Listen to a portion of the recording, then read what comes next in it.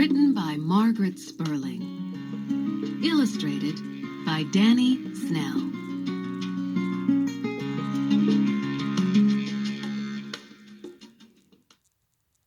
Now it's time to hear the story.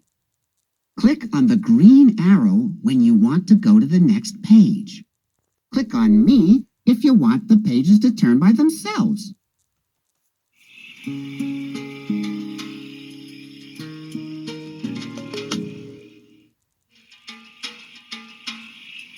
One night, far away in the desert, a little Bilby left her burrow for the very first time.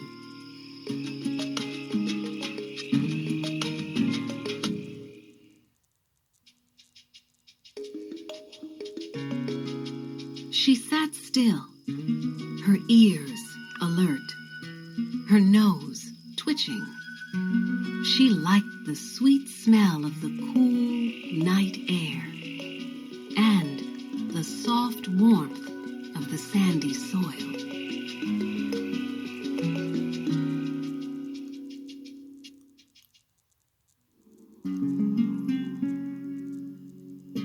But most of all, she liked the moon. It was big and round and shiny and bright, and its silver light was soft and gentle.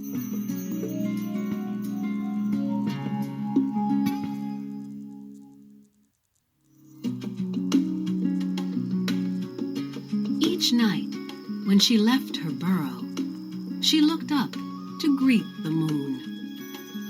And each night, the moon looked down and smiled.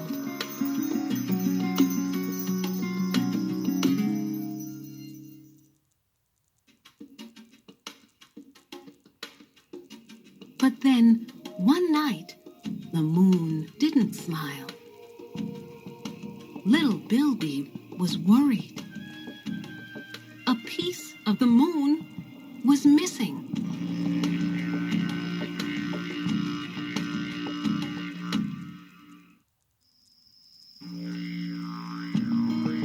So that night, she searched the ground where the mulga trees grew. She met a hopping mouse, busy looking for seeds and insects.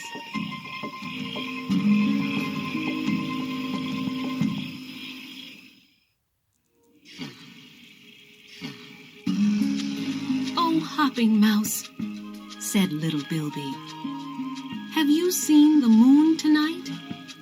A piece of it is missing."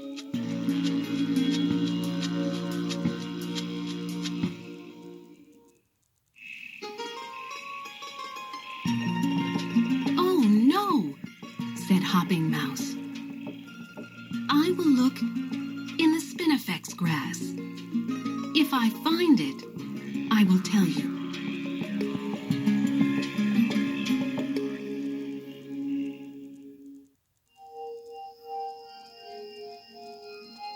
Each night, little Bilby saw that the moon was becoming smaller. Sand Dragon was sleeping in a hummock of grass.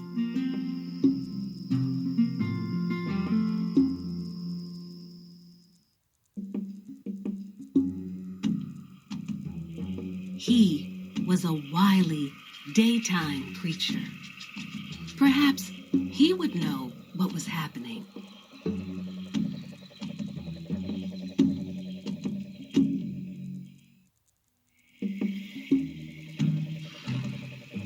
"Oh, Dragon," said little Bilby, "have you seen the moon tonight?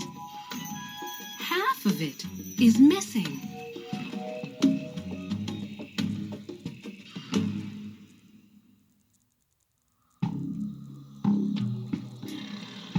"Oh, dear," said Dragon sleepily.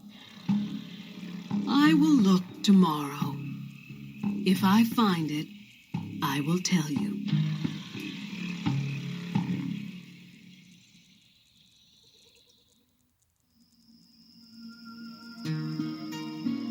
still. Night after night, the moon became smaller and smaller, and the desert became darker and darker.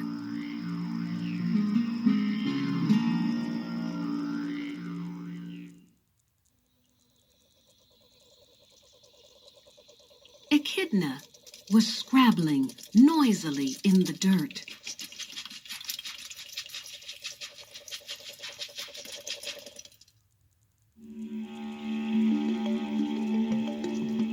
"Oh, Echidna," said little Bilby,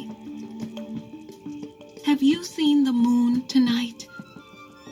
More than half of it has disappeared."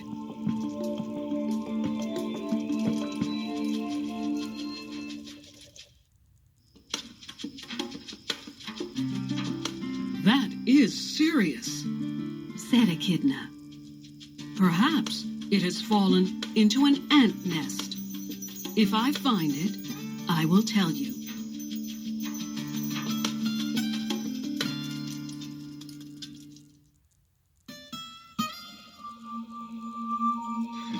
The moon was now just a thin silver crescent. "I could ask Mole," thought little Bilby. "He burrows through the sand."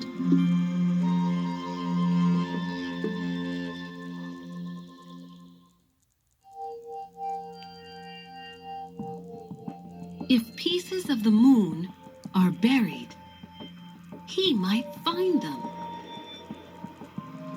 "Oh, Mole," called little Bilby loudly, "have you seen the moon tonight?"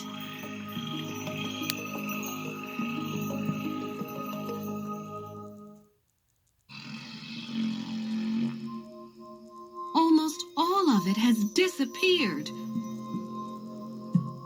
Mole came up slowly from his sandy world. "I have never seen the moon," he said sadly.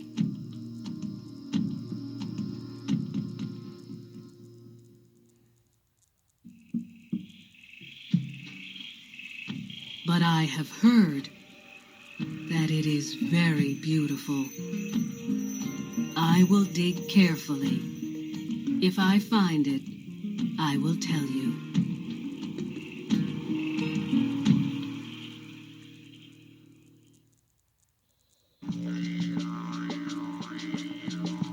The moon was very small. Not far away, Froglet was chirping.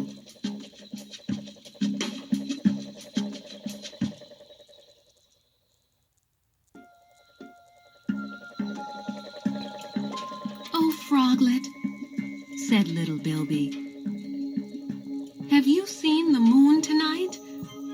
It has almost disappeared." "So it has," said Froglet.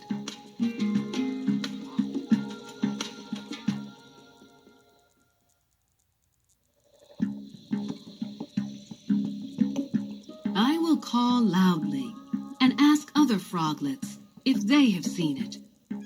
If I find it, I will tell you."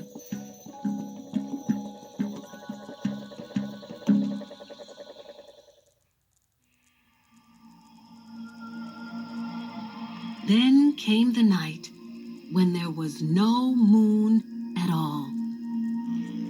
Little Bilby looked into the vast night sky. Where was the moon?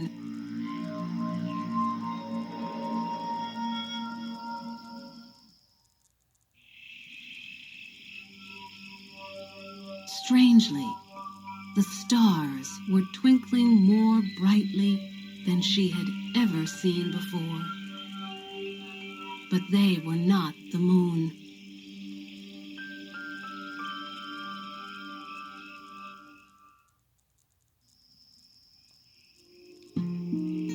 Little Bilby felt sad, but she didn't give up. She searched high. She searched low.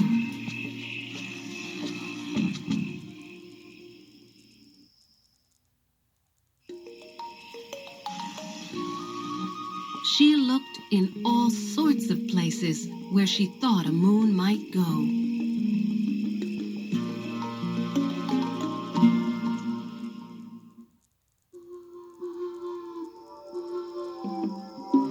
"What are you looking for, little Bilby?" came a voice from the dark. It was Boo Book Owl.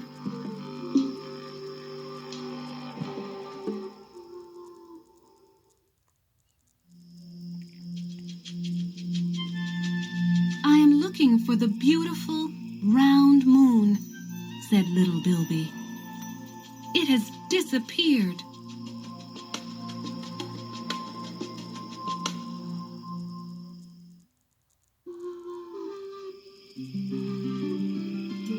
"The moon hasn't really disappeared," said Owl. "Sometimes we can see it. Sometimes we cannot. It will come back soon."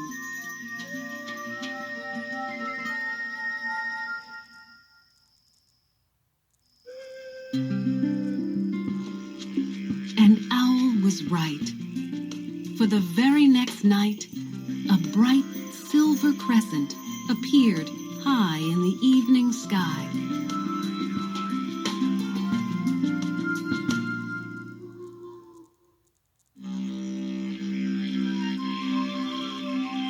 And each night, the moon became bigger and bigger, and the moonlight became brighter and brighter.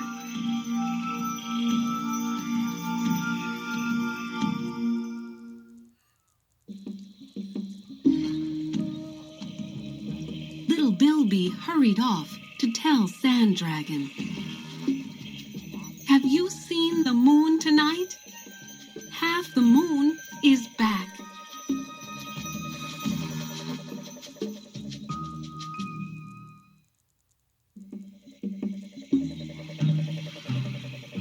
Poor Dragon was confused.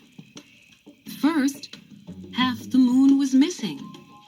Now, half the moon was back.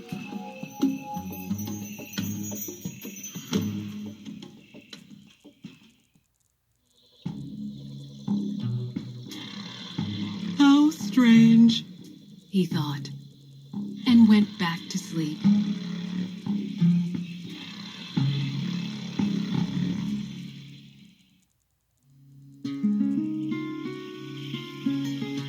Then one night, as the sky darkened, and one by one the stars appeared, the beautiful round moon came back.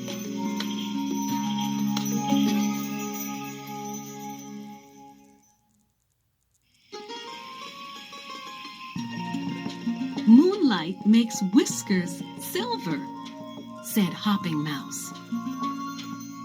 "It sparkles on rocks," said Echidna.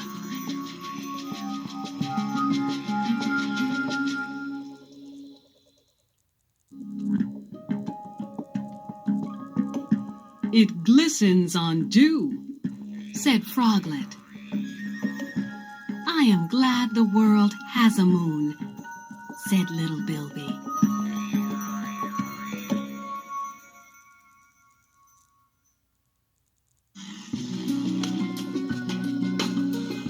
And they sat on the sand and told Mole all about the moon.